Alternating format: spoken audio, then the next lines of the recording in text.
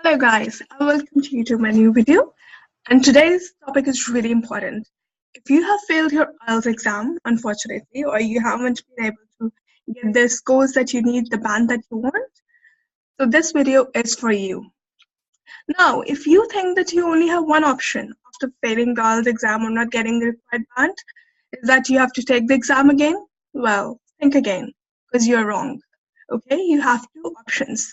You can either apply for a recheck or you can take the exam again. But which one should you do? And which one is better? Well, I'll discuss all this in this my new video, so stay tuned. So let's jump in right. Well, the first stage I really want to talk about is this one. After failing the IELTS exam, you're anxious, you're depressed. And trust me, it's absolutely normal, okay? And you should give yourself enough time to accept the situation. Do not try to bombard your mind, okay? Take a small break. You know why? Because that gives your mind the opportunity to start fresh, later, at a later stage. Another very important thing is to avoid the blame game, okay? It's like blaming on the circumstances or the people, or saying that the exam paper was really hard this time. It hasn't been like this ever before. Or the examiner was not fair in marking you. Because remember, the examiners have a criteria, okay?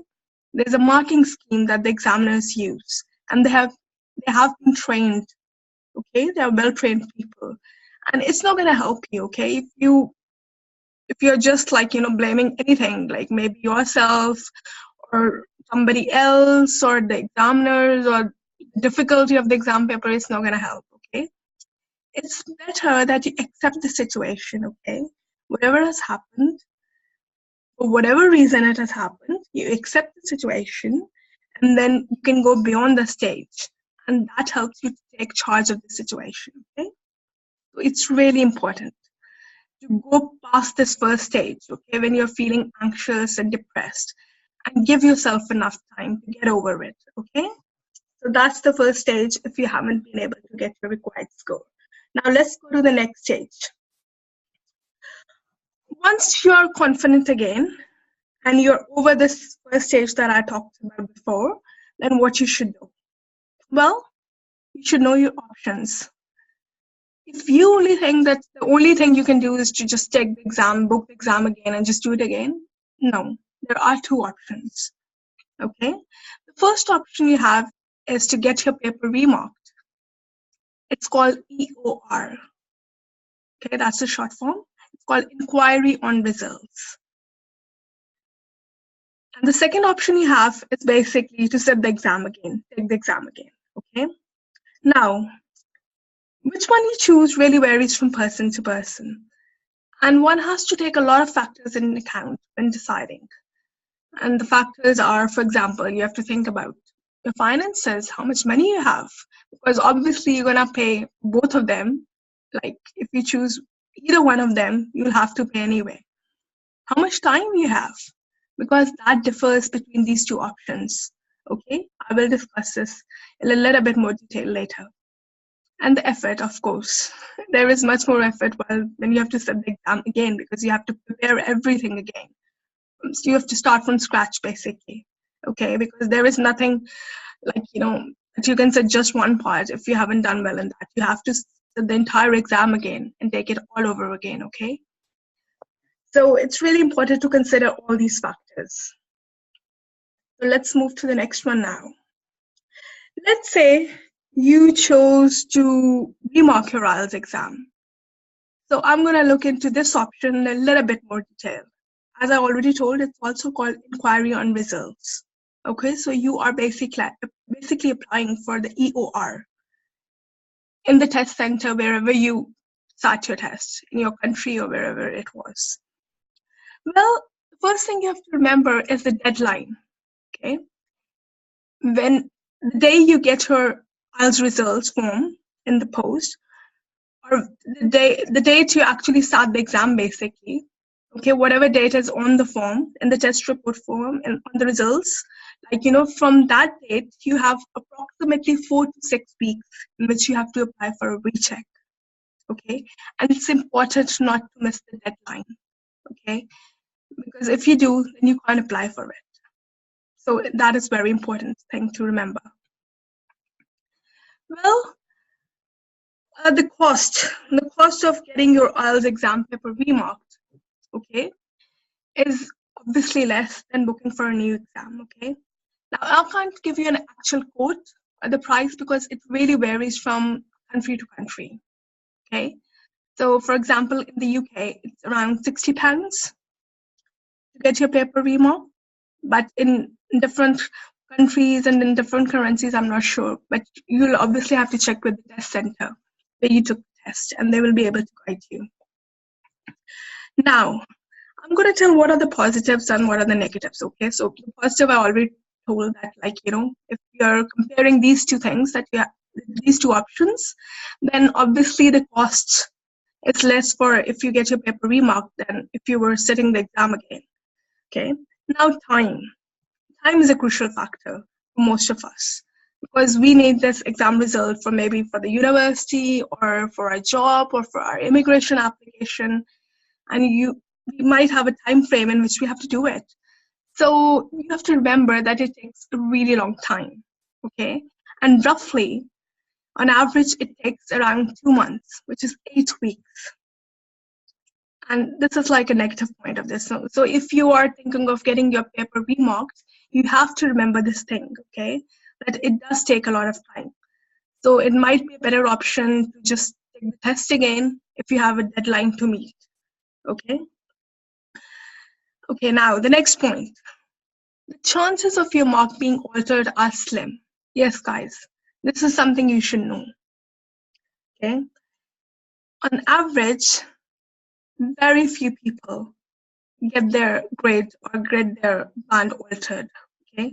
But you can't predict, okay? This is just a general trend that has been seen. No one can really predict what will happen in any individual situation, okay? Because sometimes the band changes and in other cases it doesn't, okay? So there have been people who have applied for remark and they got their band changed, and there have been people who applied many times and nothing happened. The band stayed the same, and nobody can really predict, okay? It really depends on your luck and whoever is remarking your paper again, whoever examiner, okay? Whichever examiner is doing it, sorry. Also, you should also remember that the chance of your band being increased is more if you are looking for an increase in the band in the writing section or in the speaking section, okay? And why is that? It's because these two papers, these two sections of the IELTS exam are subjective. It differs from examiner to examiner, okay? So let's say somebody marked your paper earlier and he gave you a 6.5. Well, that's the favorite band that they give in the writing, okay? Most of the people, they'll give 6.5, okay? And many of us need 7, unfortunately.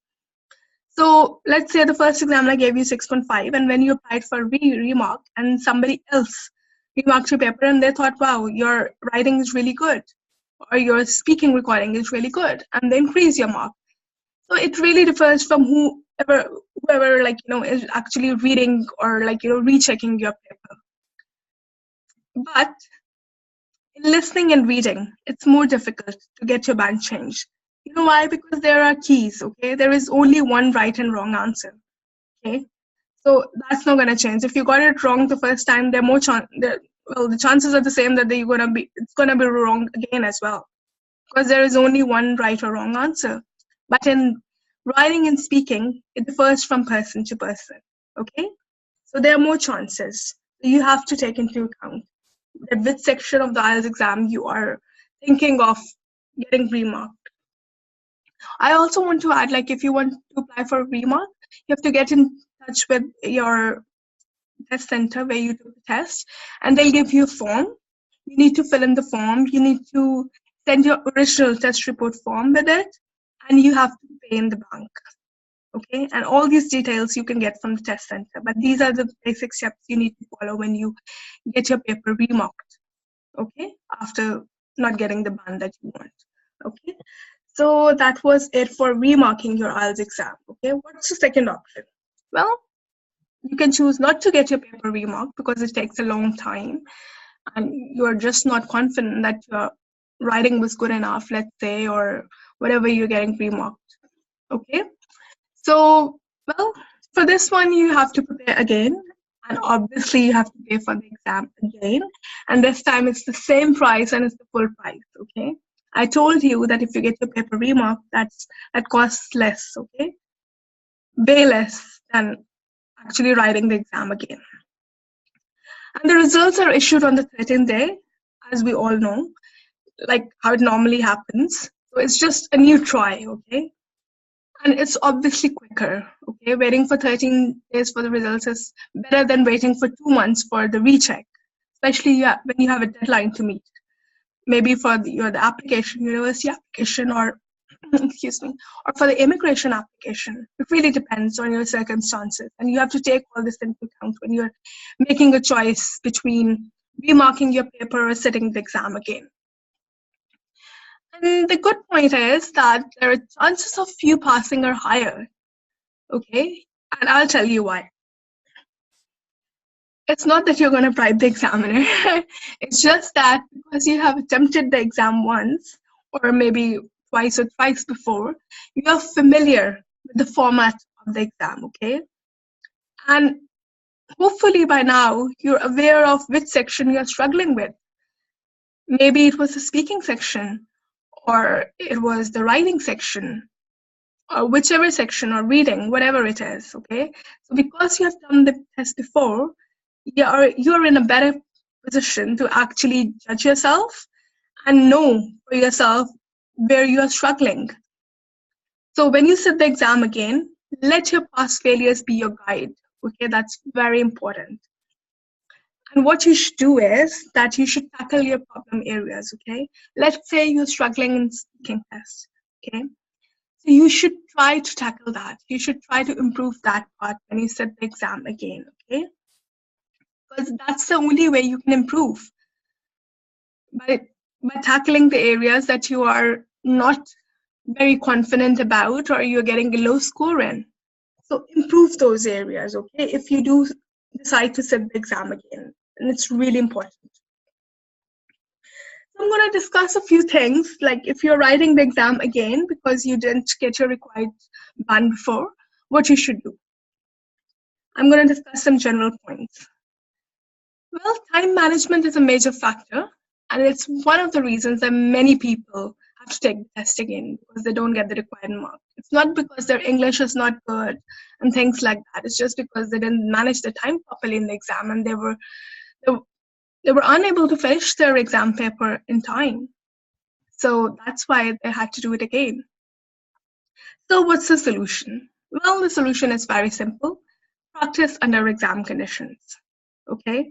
Do the entire paper from listening to writing, okay? All the 4 sections, okay? Under time condition. Time yourself as if you were in an exam and how would it be, okay? So it's very important because this is one of the factors that many people fail. Okay, now writing and speaking are the 2 major areas where most people fail, okay?